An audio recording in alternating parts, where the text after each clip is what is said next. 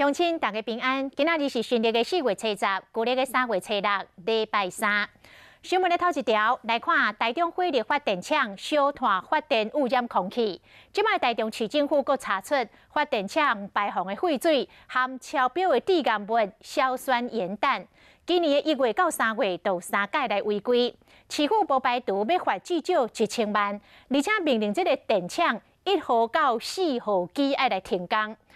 火力发电厂是来回应讲，最近机组咧做空污排放的调整，所以废水才会超标。台中火力发电厂毋但有空气污染的问题，排出来废水有超过标准的致癌物硝酸盐氮。台中市环保局今年1月份到3月份，就料到中火有3摆违规，其中1号机到4号机组审理超过标准2倍。市政府拍算要加罚1000万，并且强制伊停1号机到4号机。必须要给这个台电中火14天的一个意见的陈述。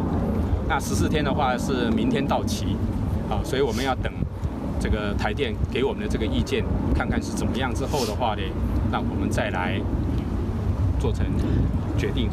是安怎连续违规？中火定性讲是因为机组最近伫进行调整，才造成废水排放超过标准。那我们在进行调校的过程，在减少这个排放量的同时呢，有造成水污的超标。那这部分我们台电内部也继续在检讨。硝酸盐氮一旦流入海，会造成海洋的污染；若是进入人体，会出现司机无力，并且影响到神经系统，时间若久有可能引发癌症。